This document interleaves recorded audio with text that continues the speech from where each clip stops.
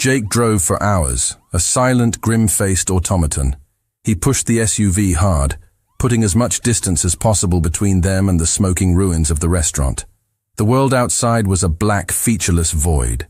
Inside, the silence was a living thing, thick with the smell of smoke that clung to their clothes and the high-pitched ringing in Grace's ears. When he finally stopped, it was on a deserted stretch of road, a pull-off overlooking a valley shrouded in darkness. He cut the engine, and the sudden silence was absolute. He didn't move. He just sat there, his hands gripping the steering wheel so tightly his knuckles were white mountains on a pale landscape. What was that? Grace's voice was a thin, trembling thread in the darkness. Who would do? It was a setup. Jake's voice was a low, rough rasp. He finally turned to look at her, and in the faint glow of the dashboard lights, she saw raw, unfiltered guilt in his eyes. A trap. And I walked you right into it. How could you have known? It's my job to know. He slammed his hand against the steering wheel, the sudden violence making her flinch. It's my literal goddamn job, Grace, and I... He cut himself off, taking a ragged, shuddering breath, fighting for a control that was clearly slipping. She had never seen him like this. Not once. Not the cool professional, not the silent soldier. This was a man unraveling. This was a man who had failed by his own impossible standards, and it was tearing him apart. You saved me, she said softly. Again. It was almost not enough. He closed his eyes, a muscle jumping in his clenched jaw. If I'd been 5 seconds slower. But you weren't. She reached across the console, her hand tentatively covering his on the steering wheel. His skin was cold, his knuckles rigid. Jake, look at me. He opened his eyes. They were dark, haunted pools of self-recrimination. I am alive right now because you were there. My father. Her voice faltered, the image of the obliterated booth flashing in her mind. I don't know if he made it, but you got me out. You saved me. He didn't pull away. Instead, his hand turned under hers, his fingers lacing with hers, a desperate anchoring grip. I made a call, he said, his voice quiet, rough. To the hospital, before we got too far out. Your father's alive. Grace let out a sob of relief so profound it felt like it was ripped from her soul. Oh, thank God. But Grace...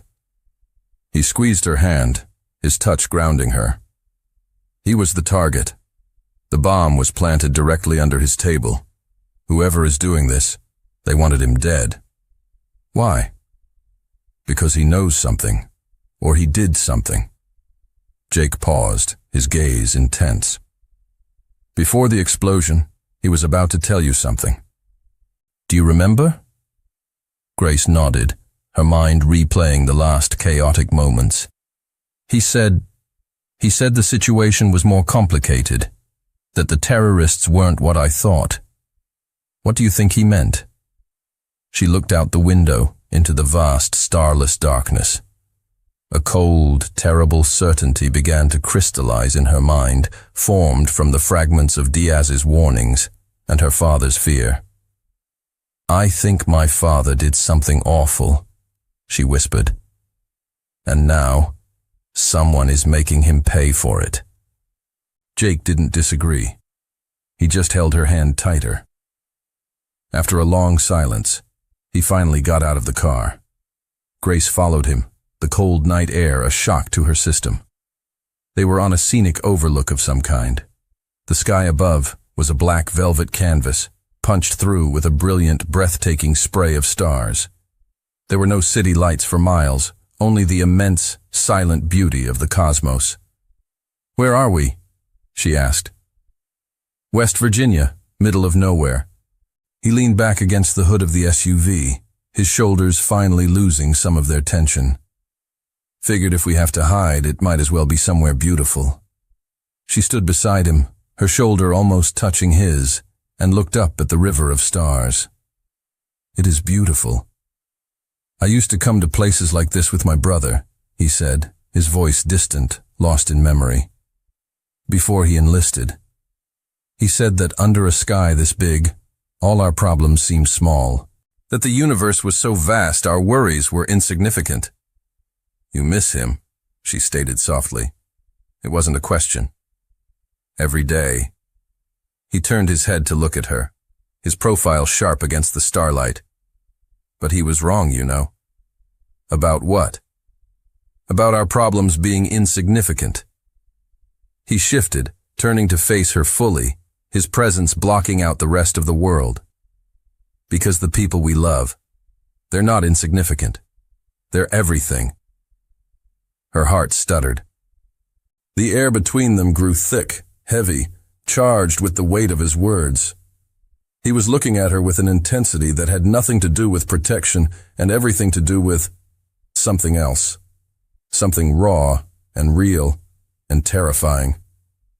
I've broken every one of my rules for you, Grace. His voice was a rough, raw confession in the dark. Every single one. Her breath caught. What rules? Don't get emotionally involved. Don't care beyond the scope of the job. Don't. He stopped, his jaw clenching so hard she could see the muscle pulse. Don't fall in love. The universe stopped. The stars, the wind, the sound of her own frantic heartbeat. It all ceased to exist. There was only him and the impossible, earth-shattering words hanging in the space between them. You. She could barely form the word, her throat tight. What did you just say? He closed the distance between them in 2 short steps. His hands came up to frame her face, not with the gentle guidance of a protector, but with a desperate, controlled urgency that made her stomach plummet. His touch, from hands she knew were hard and capable of violence, was impossibly tender. I fell in love with you. The words were torn from him, a confession from the deepest, most guarded part of his soul. I don't know when it happened. Maybe it was in that ice cream shop when you told me about your mother. Maybe it was when you sat with me in the dark and made me see Marcus as a hero instead of my failure. Maybe it was gradual, in every cup of coffee, every shared look, every time you trusted me when you had no reason to. He paused, his thumb tracing the line of her cheekbone, a simple touch that set her entire nervous system on fire. Or maybe, he continued, his voice dropping lower, becoming rougher, more intimate. It was all at once. 1 second, you were a job. The next, you were the only thing that mattered. Grace opened her mouth to speak, but no sound came out. He was looking at her as if she were the only source of light in his dark world, and the sheer force of it stole her breath. That's against your rules, she finally managed to whisper, the words feeling flimsy and inadequate. To hell with my rules. And then he kissed her. It wasn't gentle. It wasn't tentative. It was the kiss of a man who had been starving and had just been offered a feast. It was the kiss of a drowning man finding air. It was raw and hungry and utterly consuming, a desperate attempt to erase the horrors of the day with the undeniable, breathtaking reality of her. Her back hit the cool metal of the SUV as he pressed her against it, his body a hard, warm wall against hers. Her hands flew up, tangling in the short, rough hair at the nape of his neck, pulling him closer, even though there was no space left between them. It was pure instinct, a need to answer his desperation with her own. He deepened the kiss, a low groan vibrating from his chest into hers. One of his hands slid from her face down to her waist, his fingers digging into the curve of her back, arching her against him. A sound escaped her throat, half sigh, half whimper, and she felt his body jolt in response, his muscles coiling even tighter. When they finally broke apart, gasping for air, he rested his forehead against hers. His eyes were closed, his breathing ragged. She could feel his heart hammering against her own, a wild, frantic rhythm that was the complete antithesis of the controlled man she knew. Me too, she whispered against his lips, the words a confession of her own. He opened his eyes. The blue was now a dark, stormy navy, turbulent with an emotion that made her stomach clench. "You too, what?" She let her hands slide from his hair to his face, her fingers tracing the hard line of his jaw, feeling the rasp of his stubble. "I fell in love with you," she said, the words firm, certain, a truth she hadn't allowed herself to acknowledge until this very moment. "You're the first person who's ever made me feel safe. The first person who's ever made me feel seen." She paused, her thumb brushing over his lower lip, feeling it tremble slightly at her touch. "And the first person," she continued, her voice dropping to an intimate whisper, "who's ever made me feel this." He closed his eyes again, a tremor running through his powerful frame. It was as if her words had bypassed all his defenses and struck something vital, something he had kept locked away for a lifetime. "This makes everything more complicated," he rasped, but he didn't pull away. If anything, his arm tightened around her waist. "I know." He opened his eyes, and they were wild now, possessive, uncontrolled. "Because now," he growled, his voice rough with a dangerous edge, "now I'll do anything to keep you alive. Anything. And that makes me dangerous, Grace. More dangerous than anyone else out there." A shiver that had nothing to do with the cold night air traced its way down her spine. "Dangerous to who?" "To anyone who tries to hurt you," he murmured, his lips brushing against the corner of her mouth, then trailing down the sensitive line of her jaw. "To anyone who gets in our way." Jake. His name was a plea, though she wasn't sure what she was pleading for. More, probably. "Tell me to stop," he whispered against her skin, his breath hot and intoxicating. "Tell me this is crazy, that it's wrong, that you need a bodyguard, not a man who can barely control himself around you." She tangled her hands in his hair again, tilting his head back, forcing him to look at her. "I'm not going to say any of that." A fire blazed in his eyes. He kissed her again, slower this time, deeper, a kiss that was less about desperation and more about claiming. And Grace, for the first time in her life, wasn't being protected. She was being wanted. The difference was devastating. The shrill ring of his phone was a violent intrusion. He ignored it. It rang again, insistent. With a low curse, he pulled back, his eyes still locked on hers, and answered. His expression hardened instantly. "When?" A pause. "Are you sure?" A longer pause. "Understood." He hung up, and when he looked at her, the soldier was back. But there was a new, terrifying emotion lurking beneath the surface. Fear. Not for himself. For her. "Your father woke up," he said, his voice tight. "He's asking for me. Me alone." "About what?" He wouldn't say. "But..." Jake hesitated. "He said if anything happens to him, there's something I need to know. About who's really behind the attacks." Grace's stomach plummeted. "Are you going?" "I have to." "Then I'm going with you." "No." He gripped her shoulders, his hold firm, absolute. "You stay hidden, where I know you're safe." "Jake." "Grace, please." The plea in his voice undid her. "I just told you I'm in love with you. Don't make me walk you back into the fire." She wanted to argue. She wanted to scream that she wouldn't be left behind.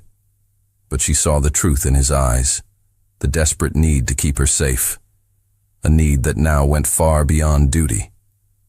"Okay," she whispered. "But you come back to me."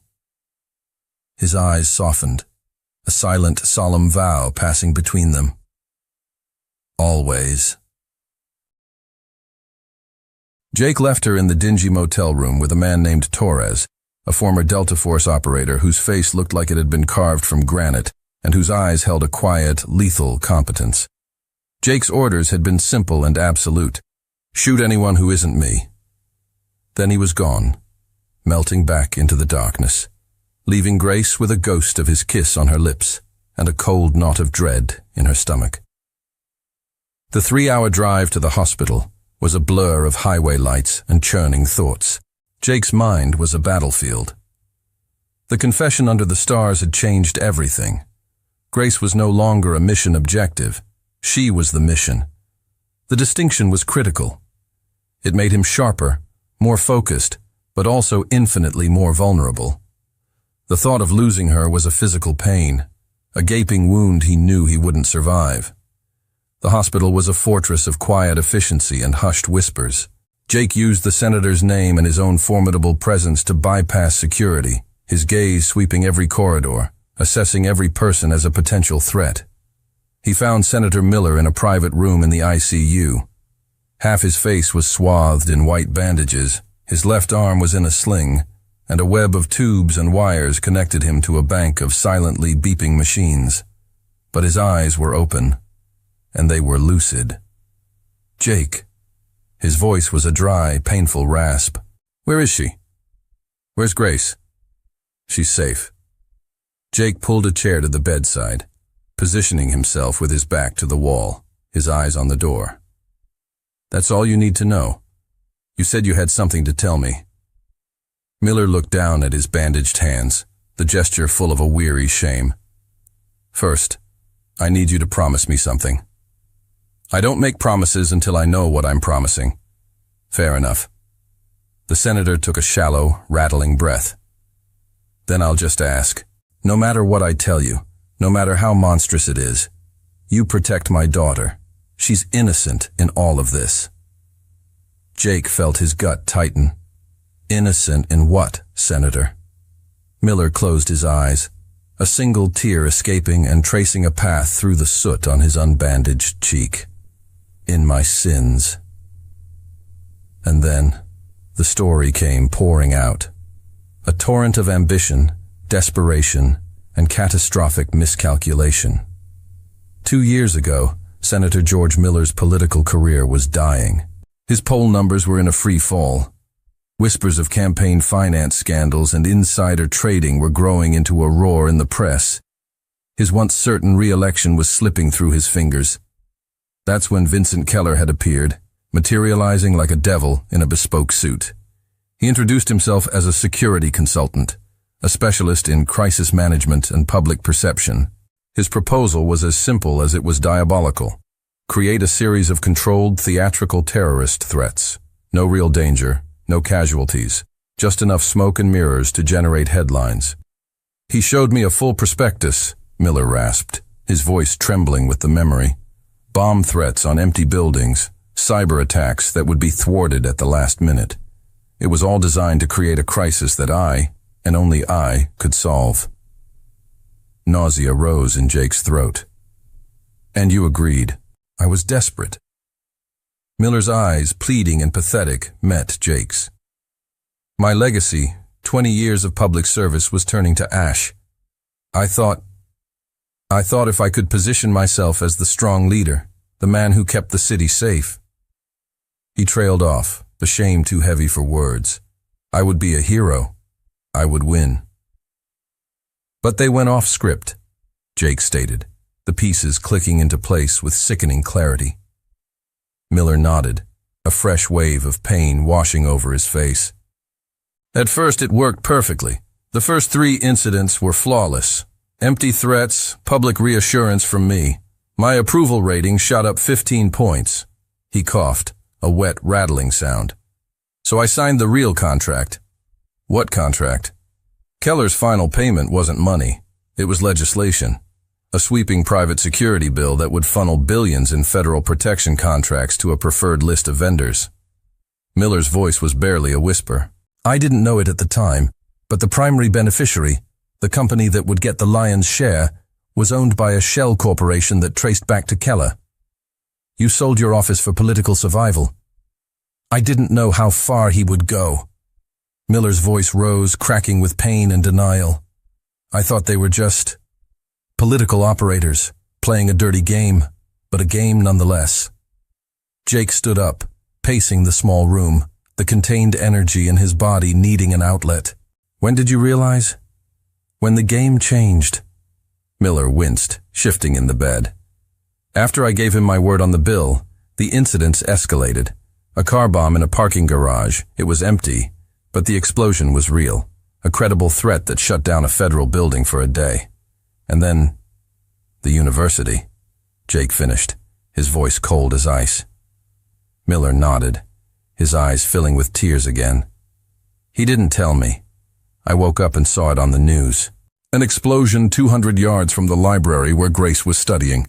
17 people injured. His voice broke completely. My daughter, Jake, my own daughter, was almost killed by the fire I started. Jake's hands clenched into fists at his sides. What did you do? I panicked. I called Keller.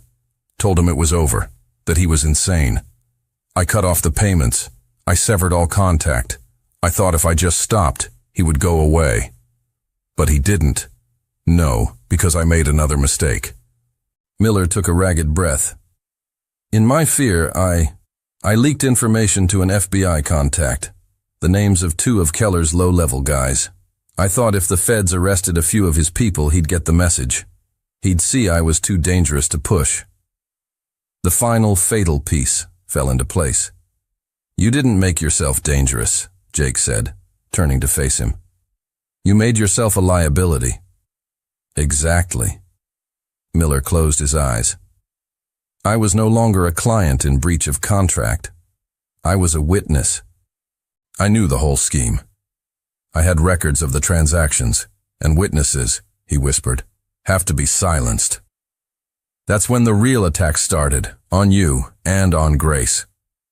Yes, he'd use her to control me, to keep me from talking. And then he'd kill us both anyway. No loose ends. Jake's mind raced. Diaz. He must have found out. Miller looked genuinely surprised. Diaz was warning her? Yes, and he was executed for it. The senator seemed to shrink into the bed, the weight of another death settling on his shoulders. He must have been investigating on his own. He had access to everything. He found the truth, Jake finished grimly. Do you have proof? Anything that ties Keller to this? I have everything, Miller rasped. Recordings of our meetings, encrypted emails, bank transfers. It's all in a digital vault. The password? With my lawyer, Thomas Brennan, K Street. Miller was fading, his voice growing weaker. If anything happens to me, he has instructions to release everything to the FBI. Jake moved closer to the bed. And when this comes out, I go to prison, Miller said simply, a strange peace settling on his face. As I should. Conspiracy, corruption. I'll get 20 years, maybe more. And Grace? Grace. His voice broke. Grace will have the truth. She'll know what kind of man her father really is. And she'll finally be free of me. The heart monitor beside the bed began to beep, the rhythm faltering, slowing. Jake's eyes snapped from the screen to Miller's face. The senator was pale, his skin turning a waxy, translucent color. Senator? Miller's hand shot out, grabbing Jake's wrist with surprising strength. Thomas Brennan, he repeated, his words urgent, slurring. Get the evidence. Expose him. But Grace, keep her safe until it's over. Senator, promise me. His eyes were wide, desperate. Promise me you'll protect her. Not as a job. As if she's your own life. Jake thought of her face, her laugh, the feel of her in his arms. She already was. I promise. A flicker of relief passed over Miller's face. His grip loosened, his eyes starting to flutter shut. Tell Grace. His voice was a thread of sound. Tell her I'm sorry. For her mother. For the childhood I stole. For all of it. Tell her. The only good thing I ever did was her. You'll tell her yourself, Jake insisted, his thumb fumbling for the nurse's call button. Senator, stay with me. But Miller's eyes were closed. His chest gave one last shallow rise. And then he was still. The room exploded into a controlled chaos of nurses and doctors. Jake was pushed back, out into the sterile hallway, the sounds of urgent commands and the flat, continuous tone of the heart monitor echoing behind him. All he could think was, how do I tell her? How do I tell her the father she's mourning is the monster who created this nightmare? He was turning to leave, his mind already calculating his next move, when his phone vibrated. It was Torres. "Carrington, we have a problem." Jake's blood ran cold. "What?" "She's gone. Grace is gone. I was doing a perimeter check, 5 minutes max, and when I came back..." Torres's voice was tight with professional fury. The door was kicked in, signs of a struggle. "And this?" Jake heard the crackle of paper over the phone. "If you want to see her alive again, come alone. The North Harbor warehouse. 1 hour. Bring the evidence from Brennan, or she dies." Torres paused. "It's signed with a K. Keller." "How long ago?" Jake's voice was deadly calm. 15, maybe 20 minutes. Mobilize the team, but you maintain distance. If they see anyone but me, they kill her. I know." Torres hesitated. "Jake, this is a textbook trap." "I know." Jake was already running, his feet pounding against the polished hospital floor. "But I don't have a choice. Because it was Grace, and he had made a promise." Grace woke to the taste of blood in her mouth. It wasn't much, just a metallic tang on her tongue, but it was enough to know that someone had hit her. Her vision swam, a blurry, nauseating mess. A dull, relentless pain throbbed behind her eyes, pulsing in time with her frantic heartbeat. She tried to move her hands, to touch the back of her head where the pain was sharpest, and was met with the cold, unforgiving bite of metal digging into her wrists. Handcuffs. The memory slammed back into her in jagged, violent shards. Torres, his face grim, leaving to check the perimeter. The explosive crack of the motel room door splintering inward. 2 figures, dark and swift, moving too fast for her to even scream. The desperate, futile lunge for her phone. And then a blinding starburst of pain at the base of her skull as something hard and implacable connected. Darkness. She forced her eyes to focus, blinking away the haze. A warehouse. The ceiling was lost in high, oppressive shadows. The walls were corrugated metal, weeping long, rust-colored tears. The air was thick with the cloying smell of old oil and the briny tang of the sea. She was near the harbor, and seated in front of her, as casually as if he were in a boardroom, was a man she had never seen before. He was in his late 30s, his dark hair slicked back from a handsome face that was all sharp angles and predatory stillness. He wore a Tom Ford tuxedo that was so exquisitely tailored, so absurdly out of place in the grimy warehouse, that it seemed like a statement of power in itself. "Ah, you're awake," he smiled. The smile was a masterpiece of cosmetic dentistry, all perfect, white teeth, and absolutely no warmth. "Perfect. We were waiting for you, Miss Miller." Grace's throat felt like it was lined with sand. She swallowed, the motion agonizing, and forced the words out, her voice a dry, scratchy whisper. Who are you?" "Straight to the point. I respect that." He rose from his chair with the fluid, unhurried grace of a man completely in control of his universe. "My name is Vincent Keller, though I doubt your father mentioned me. George prefers to keep his business transactions discreet." The name struck her like a physical blow. Keller. The K from the note Jake had found, the source of all this. "You're the man who..." She trailed off, her mind racing. "You're behind the attacks." "I am a businessman, Miss Miller." Keller began to circle her, his expensive shoes making soft, deliberate sounds on the gritty concrete floor. He moved like a shark, smooth and menacing. "I provided a service. Your father agreed to pay for that service. And then your father decided he no longer liked the terms and attempted to, how shall I put this, remove me from the equation." He stopped directly in front of her, leaning in so their faces were only inches apart. His cologne was subtle, expensive, and smelled of sandalwood and something cold, like money. Your father betrayed me. He cut my payments. He tried to have me arrested.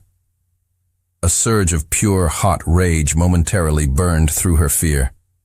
You put a bomb near my university. 17 people were injured. And you were not one of them, he countered, straightening up, his tone dismissive. You should be thanking me. I could have had you killed that day. But I did not. Because unlike your father, I am a man who honors the strategic value of his assets. He returned to his chair, crossing his legs with an air of bored arrogance. But now, we have a problem. Your father owes me a great deal of money. $4 billion to be precise. Grace blinked. The number was so astronomical, so absurd, she was certain she had misheard. What? 4 billion. Keller enunciated each syllable with cold, relishing precision. The estimated value of the government contracts my company would have received upon the passage of Corporate Security Act X-17. A law your father gave me his solemn word he would push through. A law that will now never see the light of day because your father broke our deal. A hysterical bubble of laughter rose in Grace's throat. It was a wild, unhinged sound that felt completely alien coming from her. She tried to choke it back, but it kept spilling out. You're insane. Completely and utterly insane. Keller's eyes narrowed, the first real crack in his polished veneer. Is something amusing, Miss Miller? $4 billion. She gasped, the laughter finally dying, replaced by a staggering disbelief. Where on earth do you think my father is going to get $4 billion? He's a United States senator, not an oil baron. He doesn't have that kind of money, not even a fraction of it. He will find a way, Miss Miller. How? She shot back, leaning forward as far as the restraints would allow. Do you think he can just go to a bank and make a withdrawal? That he can liquidate assets he doesn't have? That the FBI and every financial regulatory body on the planet won't notice? Keller watched her, his head tilted slightly, a flicker of something that might have been curiosity in his cold eyes. Those, he said finally, are his problems, not mine. He will find a way, or... He let the word hang in the air between them, a gleaming, sharpened blade. Or what? Grace whispered, the last of her defiance draining away, replaced by a cold, creeping dread. Or you die, he said with a casual shrug, as if discussing the weather. Slowly, painfully. And I will make your father watch every second of it before I kill him too. The matter-of-fact cruelty of it stole the air from her lungs. This wasn't a threat. It was a ledger entry. A cost of doing business. You're serious, she breathed. Completely. He glanced at his wrist, at a watch she vaguely recognized as a Patek Philippe Sky Moon Tourbillon. It was a timepiece worth more than most people's houses. In that instant, she knew. A man who wore a watch like that did not tolerate being crossed. He did not accept losses. Your father has 72 hours to arrange the transfer. After that, he made a vague, dismissive gesture with his hand. Well, I believe you understand. He can't do it, she said, her voice flat with a terrible certainty. Not in 72 hours. Not in 72 years. Then you had better hope he is far more creative than you give him credit for. Keller stood, smoothing the lapels of his immaculate tuxedo. He walked toward the massive, sliding door of the warehouse, then paused, turning back to look at her. Ah, and about your SEAL boyfriend.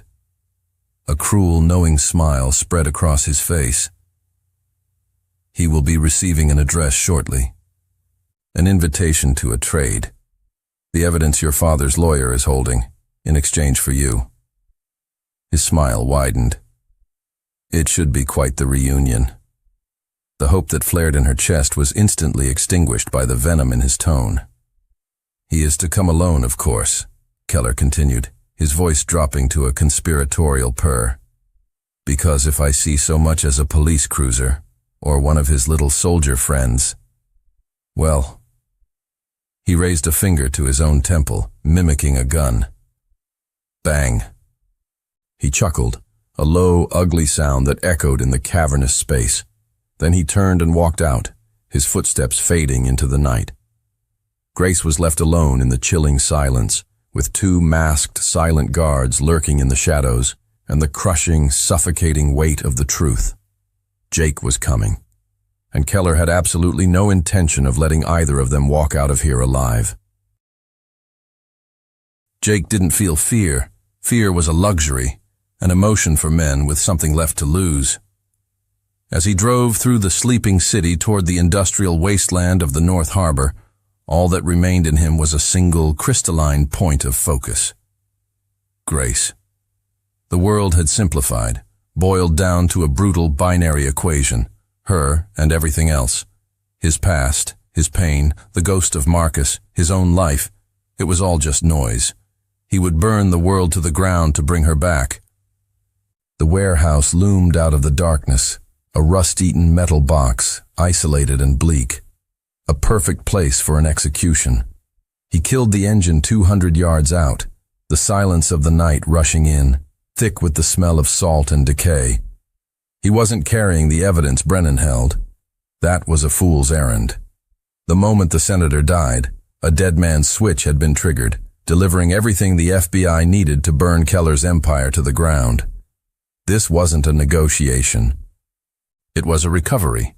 Instead of a hard drive, Jake carried a different kind of currency. A K-bar combat knife was strapped to his ankle. His Sig Sauer P226 was tucked at the small of his back, its weight a familiar, comforting pressure. And the promise he had made to Grace was a hot, living coal in his chest. He moved through the labyrinth of shipping containers like a phantom, his boots making no sound on the broken asphalt. Torres and the tactical team were 5 minutes out, a lifetime away. Every instinct screamed that this was a trap, a one-way ticket. He didn't care. This was his fight. A corroded side door groaned under his hand. He slipped inside, his senses exploding, his eyes adjusting instantly to the gloom. The scene was exactly as he'd pictured it. A terrible tableau from 100 nightmares. A single, harsh spotlight beat down from the high, shadowed ceiling, pinning Grace in a circle of light. She was bound to a chair, her head bowed, but she was conscious. Alive. Two guards, clad in black tactical gear and masks, flanked the illuminated circle, their rifles held at a low ready. And in the center of it all, seated casually on another chair, as if awaiting the start of a play, was Vincent Keller. "Jake Carrington," Keller said, his voice smooth and amplified in the cavernous space. "Punctual. I do appreciate professionalism." Jake didn't answer. His entire world narrowed to the woman in the chair. He saw the bruise on her cheek, the faint smear of dried blood on her lip. A cold, silent rage, more potent than any hot fury, settled deep in his bones. Her head lifted, and her eyes found his across the space. He saw fear in them, yes, but beneath it, something else. A spark of defiance, a flicker of trust. "You came." "The evidence?" Keller asked, rising from his chair with that same fluid, predatory grace. "Where it belongs," Jake said, his voice a low, flat growl that carried across the distance. "With the FBI. Your game is over, Keller." Keller laughed, a sharp, ugly sound that grated on Jake's nerves. "You think this is a game? This is business. And you, my friend, have just made a very, very costly error in judgment." He gestured grandly toward Grace. "She was my leverage, my insurance policy. Now she's simply compensation." "Let her go," Jake said, taking a single, deliberate step into the light. "Your fight is with the senator, with me. She's not a part of this." "She is the entire part of this." Keller's voice cracked, the polished veneer fracturing to reveal the rabid animal beneath. "She's the only thing her father ever cared about. And now, from the look on your face, she's the only thing you care about. That doesn't make her irrelevant. It makes her the most valuable piece on the board." In a flash, Keller drew a pistol, not at Jake. He pressed the muzzle to Grace's temple. Jake's heart stopped. The world went silent. He could feel his own blood pounding in his ears. "So," Keller sneered, his composure returning, enjoying the absolute power of the moment. "Here is the new offer. You will get on your knees. You will place your weapon on the floor. You will kick it over to me. And in return, perhaps I will let her live long enough to watch you die." "No, Jake, don't!" Grace's voice was a desperate cry. "It's a trap!" He didn't look at her. He couldn't. His eyes were locked on Keller, his mind a supercomputer processing a million variables. The distance to Keller, 25 feet. The guard on the right. His stance was too wide, his balance slightly off. The guard on the left. His finger was resting on the trigger guard, not the trigger. Overconfident. Keller's eyes. They were focused on Jake, but a flicker of them kept darting toward the shadows, expecting backup. Slowly, deliberately, Jake lowered himself to his knees, the rough concrete biting into his jeans. The act of submission was a physical poison, a violation of every instinct. He raised his hands, showing they were empty. "The gun, Carrington." With a movement that felt agonizingly slow, he reached behind his back, drew the Sig Sauer, and placed it on the floor in front of him. The metal felt cold, dead. "Kick it." He slid it across the gritty floor. It spun, coming to a stop a few feet from Keller's immaculate shoes. "Good boy," Keller mocked, a triumphant smirk spreading across his face. For a single fatal second, his eyes, and the eyes of his guards, flickered down to the weapon on the floor.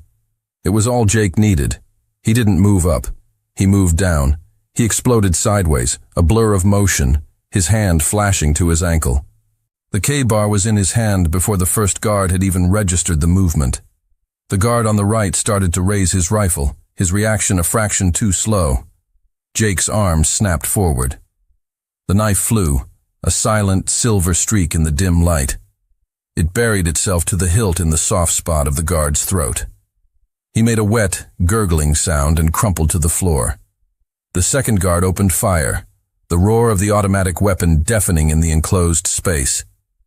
But Jake was already a ghost. He dove behind a stack of massive wooden crates as a hail of bullets chewed through the air, splintering wood and ricocheting off the concrete floor. "Kill him!" Keller screamed, his voice high with rage and panic. He grabbed Grace's chair, dragging her back, using her as a human shield as he retreated behind a thick concrete support pillar. The warehouse became a shooting gallery. The remaining guards sprayed bullets wildly, methodically destroying Jake's cover. Jake stayed low, his breathing steady, his world narrowed to the rhythm of the gunfire. Burst of 5. Pause. Burst of 4. Pause. He was counting. Waiting. The firing stopped. The distinct metallic click of an empty magazine being ejected. Jake erupted from behind the shredded crates. He didn't run toward the guard. He ran parallel, using the shadows, closing the distance to the pillar where Keller was hiding. The guard, fumbling with a new magazine, looked up, his eyes wide with surprise. It was the last thing he saw. Jake hit him like a freight train, a full-body tackle that drove the man backward. The guard's head connected with a steel support beam with a sickening, hollow thud. He slid to the floor, unconscious. Silence descended. A heavy, ringing silence, broken only by Grace's ragged breathing. Now it was just them. "Stay back, Carrington," Keller yelled from behind the pillar. His voice was strained, the bravado gone, replaced by raw panic. "I swear to God I'll kill her.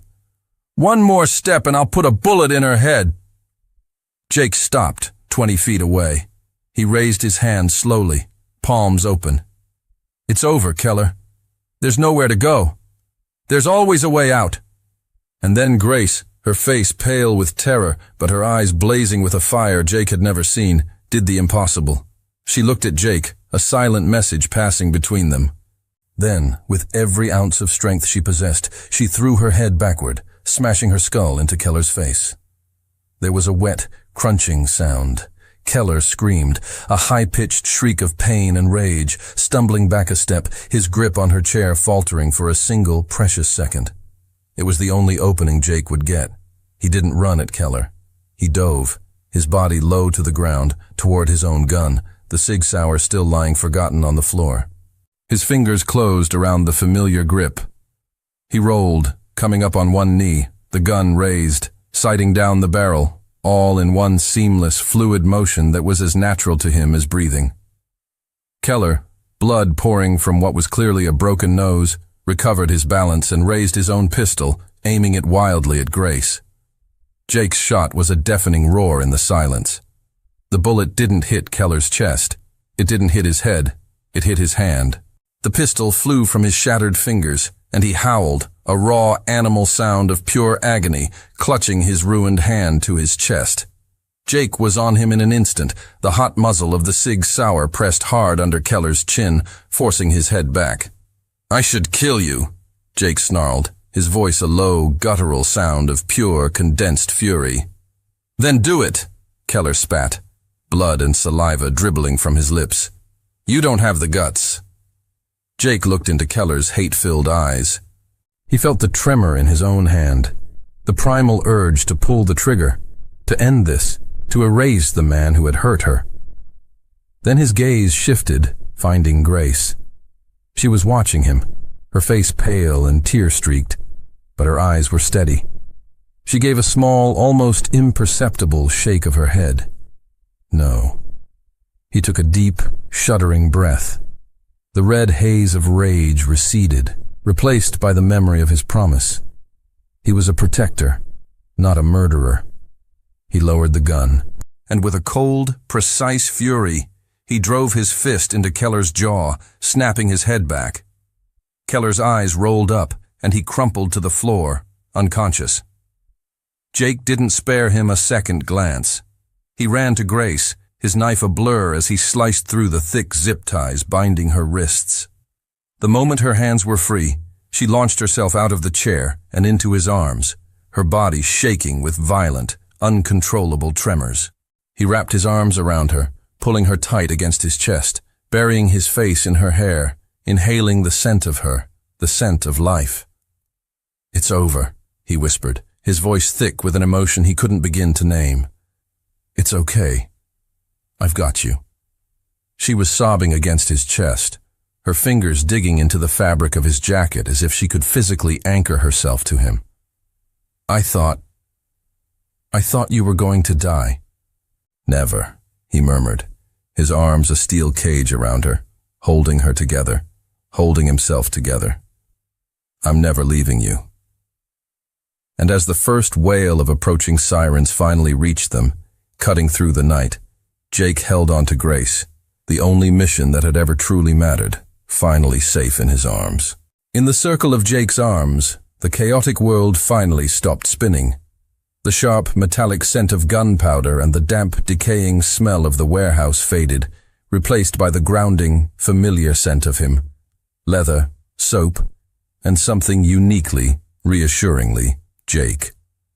Her ragged sobs were the only sound in the vast, silent space as he held her, not like a fragile object to be protected, but like a fellow survivor, a partner in the war they had just won. The moment of quiet reprieve was shattered by the thunder of heavy boots and the sharp, barked commands of men with guns. Red and blue lights strobed through the warehouse's grimy windows, painting the scene in frantic, flashing colors. Torres and a full FBI tactical team swarmed the building, weapons raised, only to find a scene of anticlimactic resolution. Jake holding a trembling Grace, Keller unconscious on the floor, and his men either dead or incapacitated.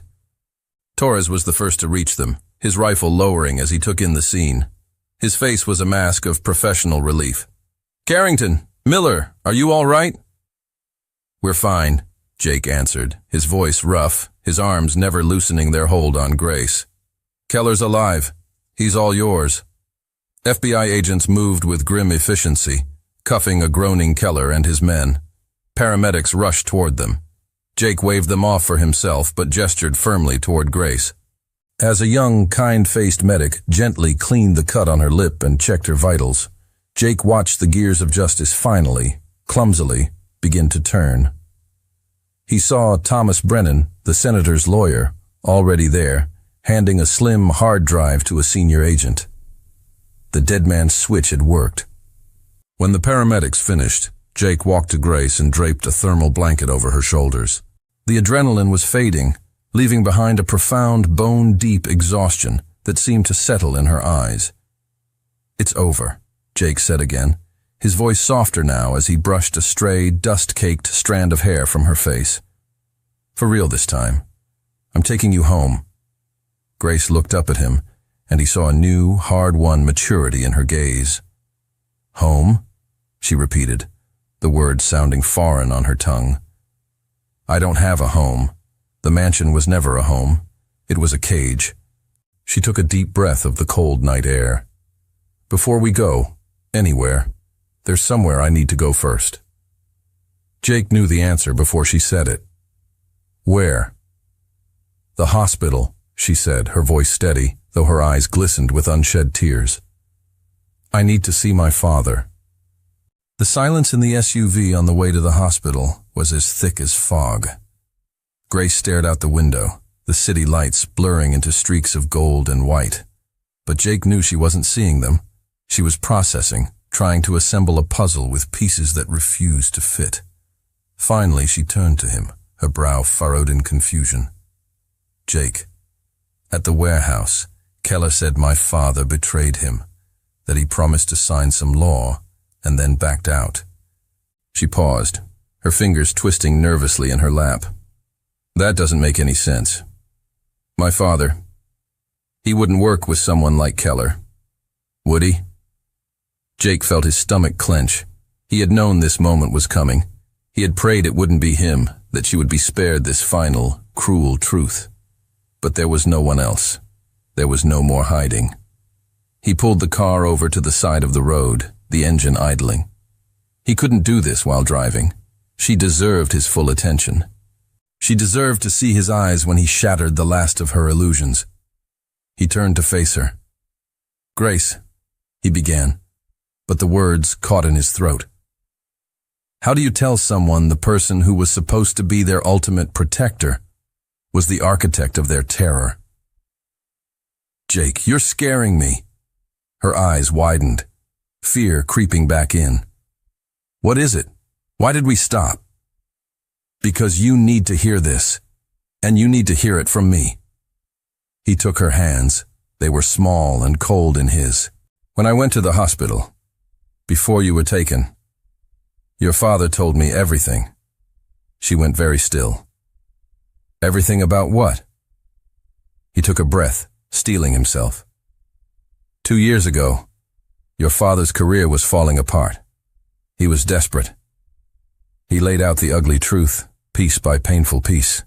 The deal with Keller, the staged terrorist threats, the plan to emerge as a hero from a crisis of his own making. Grace listened, her face a pale, unreadable mask. "So you're saying my father hired Keller to fake attacks?" "Yes."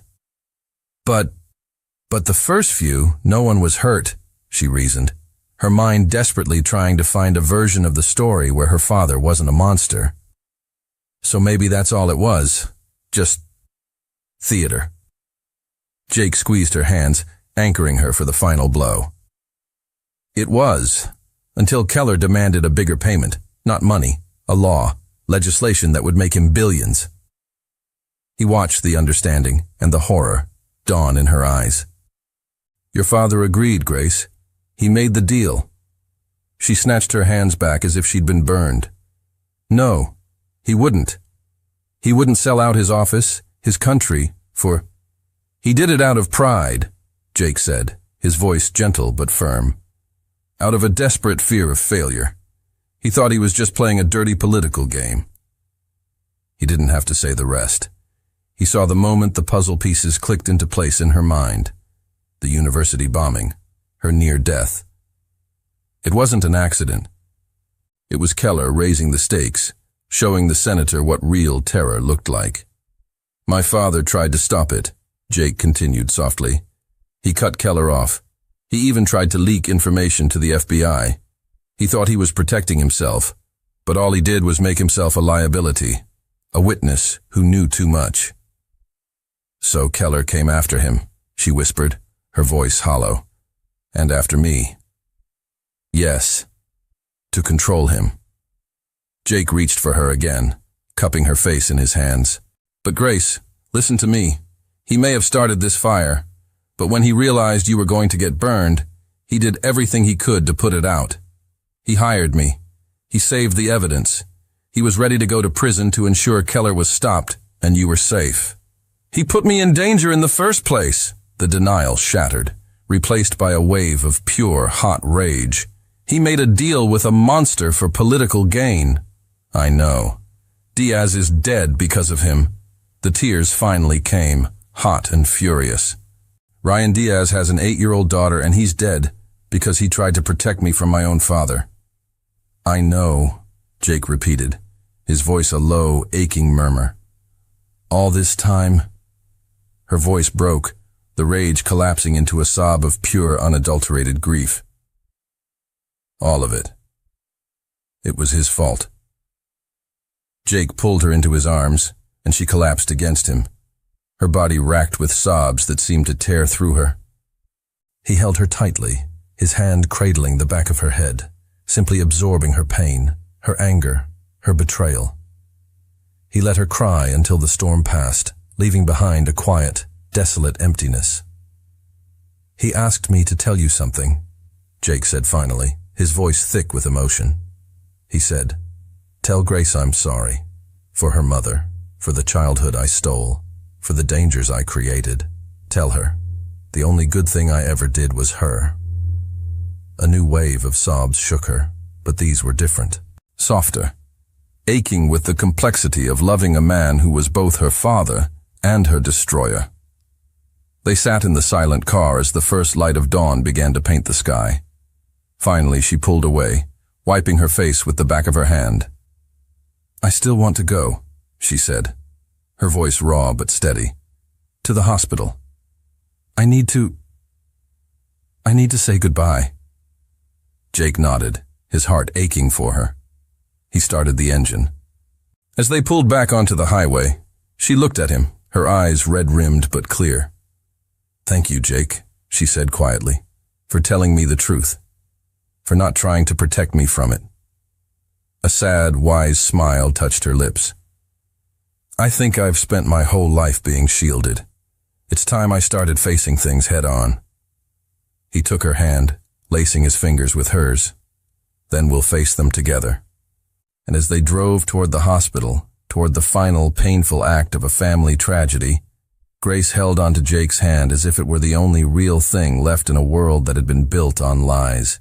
Because it was. The hospital lobby was a place of hushed, sterile reverence. A grim-faced administrator and a senior FBI agent met them at the entrance. The solemn, practiced pity in their eyes told Grace everything she needed to know before a single word was spoken. Miss Miller, the agent began, his voice low and respectful. I'm so sorry. Grace didn't cry. She didn't collapse. A strange, hollow calm settled over her. She simply nodded, a quiet, weary acceptance. Her eyes found Jake's, and in her gaze was a silent question. You knew? He didn't have to answer. He just squeezed her hand, a firm, steady pressure that said, I'm here. I've got you. They let her see him. The room was cold, the air scrubbed clean of life. Senator George Miller lay still under a crisp white sheet, the turbulent lines of his face finally smoothed into a semblance of peace. Jake waited by the door, a silent, unobtrusive guardian, giving her the space she needed for this final, complicated goodbye. Grace stood beside the bed and looked at her father's face. She saw the man who had taught her to ride a bike, the man who had held her hand on the way to her first day of school. She saw the ambitious politician who had sacrificed his family for his career. She saw the desperate man who had made a deal with a devil. And she saw the father who, in the end, had tried to do the right thing, even at the cost of his own life. They were all the same man. She reached out and touched his cold hand. "I forgive you, Dad," she whispered, the words a release, a letting go. "I know you made mistakes, terrible mistakes, but I know you loved me. In your own broken way, you loved me." Tears finally traced a path down her cheeks, not of anger or betrayal, but of a deep, sorrowful understanding. "Thank you for the Saturday ice cream," she added, a small, sad smile touching her lips. She cried then. She cried for the little girl who had lost her father long before he died. She cried for the man he could have been. And she cried for the simple, uncomplicated love that had been buried under the weight of ambition and lies. When she finally turned away from the bed, a sense of finality settled over her. It was the closing of a book, the end of a long, painful chapter. They walked out of the hospital and into the dawn. The sun was just beginning to crest the horizon, painting the sky in soft, hopeful shades of pink and gold. It was the first sunrise of the rest of her life. "So," she said, her voice quiet in the cool morning air. "What happens now?" Jake turned to face her. The gentle morning light softened the hard lines of his face, revealing the man behind the soldier, the protector, the ghost.